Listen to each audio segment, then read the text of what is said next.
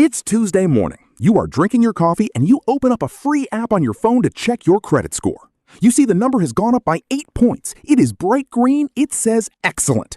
Immediately, your brain gets a tiny hit of dopamine. You smile, you feel responsible, you feel like you are winning at this whole adulting thing. But I want you to stop and ask yourself a very uncomfortable question. Who exactly built this game, and why are they letting you play it for free? My name is Max, and today we are going to talk about the greatest psychological trick the financial industry ever pulled on the middle class, the credit score cult. We have been brainwashed to treat a 3-digit FICO score like it is the ultimate measure of our human worth, our financial health, and our character. You brag about your 800 score the same way kids brag about a high score in a video game. But here is the dark reality that banks desperately hope you never realize. Your credit score is not a metric of your financial success. It is a metric of how profitable of a product you are to a multi-trillion-dollar debt machine. If you have ever done everything perfectly right, paid your balances, avoided debt, lived below your means, and still watched your score magically drop for no logical reason, you are not crazy. The system isn't broken. It is functioning exactly as it was designed to. Today, we are going to look behind the curtain and expose the specific psychological traps built into your credit score. Let's get into it. Let's start with the biggest lie of them all, the idea that your credit score is a measure of your financial health. From the time you get your first credit card, society conditions you to link this number to your character. Landlords use it to decide if you are a trustworthy tenant. Employers check it to see if you were a responsible adult. We treat it like a financial GPA. But let's strip away the morality and look at the cold, hard math. A credit score does not know how much money you have in your bank account. It doesn't know if you have a $1 million investment portfolio. It doesn't care if you have an emergency fund, and it certainly doesn't care if you live perfectly below your means. In fact, a millionaire who pays for everything in cash, has absolutely zero debt, and refuses to use credit cards will often have a terrible credit score. Sometimes they don't even have a score at all. Why? Because a FICO score is not a wealth detector. It is a profitability and docility detector. The algorithm was designed by lenders to answer one very specific question. How reliably can we extract interest from this human being without them defaulting on the loan? If you have $50,000 in credit card debt, but you obediently make your minimum payments on time every single month, the system will reward you with a high score. You are the perfect product. You are reliably on the leash, and you are generating massive profits for the banks.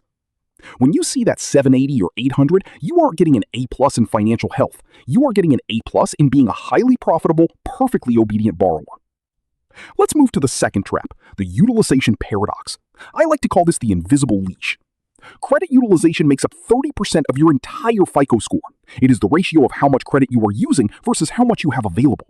And it exposes the most twisted, hypocritical logic in the entire financial system. Imagine a bank sends you a shiny piece of plastic and says, "Congratulations, we trust you. Here is a $10,000 credit limit." You go out and use $4,000 of it to buy a new laptop and book a flight. You haven't missed a payment. You are well below your limit. But the next time you check your credit score, it has plummeted by 40 points. Why? Because you crossed the invisible 30% line. The bank gave you $10,000, but the algorithm aggressively punishes you if you actually dare to use more than $3,000 of it. To get an elite score, you have to use less than 10%. Think about the psychology behind that. Why would a bank hand you a giant pile of money only to punish you for touching it? Because it is a psychological test. They want to dangle a massive, tempting piece of bait in front of your face to trigger your consumer desires, but they are training you to only take tiny little nibbles. They want to keep you on a leash. If you take too big of a bite, you might choke, default, and cost them money. If you just nibble, you stay perfectly in the sweet spot, carrying just enough balance to pay them sweet, sweet interest every month without ever going bankrupt. And the cruelest part? The system takes a snapshot of your balance on the statement closing date, not the payment due date. You could pay off that $4,000 completely, down to zero 4 days later. You paid no interest. You were completely responsible. But because the algorithm took the picture on the wrong day, it labels you as a high-risk borrower and drops your score. You are being punished for using the tool exactly as it was provided, simply because you didn't know the hidden rules of the casino. Let's move to the third trap, the penalty for freedom. This is the one that proves without a shadow of a doubt that the system is not designed for your benefit. Imagine you have been paying off your car loan or your student loans for 5 years. You make sacrifices, you budget, and finally you make that triumphant last payment. The debt is gone. You are free. You expect confetti, or at least a massive boost to your credit score to reward your incredible financial discipline. Instead, A few weeks later, you check your app and your score has dropped. When you make that final payment, the account is closed. You are no longer paying interest. You have successfully stepped off the treadmill. FICO does not look at your profile and see a responsible, debt-free human being. It looks at your profile and sees someone who is no longer actively servicing an installment debt. You stopped being a profitable, predictable gear in the machine. The system literally penalizes you for escaping.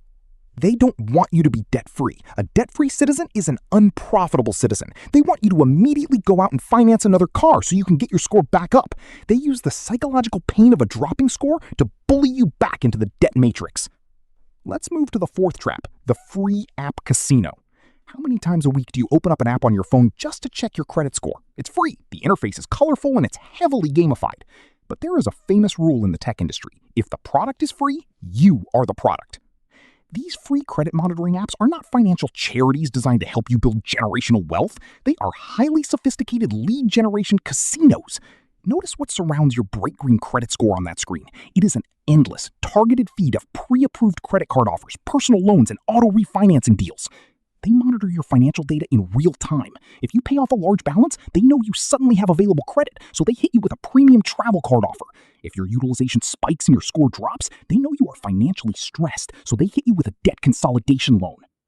They use the psychological high of a rising score or the manufactured panic of a dropping score to manipulate you into clicking apply. And here is the ultimate punchline. The score you see on these free apps is usually something called a Vantage score. This is a completely different model from the classic FICO score that a mortgage lender actually looks at. The free app might show you a confident 750. You feel great. You go to the bank to buy a house, but they pull your actual FICO score and it's a 712. You immediately get hit with a terrible, expensive interest rate. You didn't mismanage your money. You were just staring at the wrong scoreboard while an app collected a massive affiliate commission for selling your attention to a bank. So, how do you actually win a game that is mathematically rigged against you?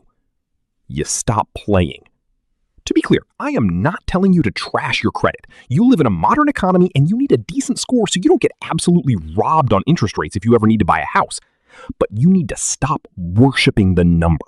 You need to officially leave the cult. An 800 FICO score is not a status symbol. It is a tool.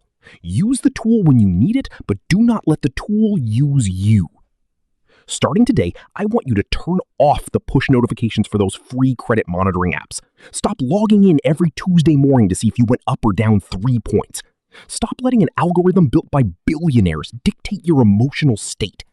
Instead of obsessing over a fake scoreboard, start obsessing over your actual balance sheet.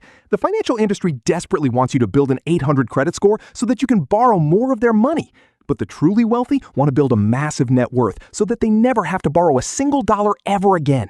Focus on your cash flow. Focus on buying assets that pay you instead of financing liabilities that drain you. When you have an emergency fund, zero consumer debt, and money quietly compounding in the background, you will experience a level of peace that a 3-digit number on an app could never give you. If this video helped you see the financial matrix for what it really is, hit that subscribe button. We are going to keep tearing down these invisible traps one by one. Drop a comment below and let me know if the algorithm has ever punished you for doing the right thing. I'm Max, and I'll see you in the next one.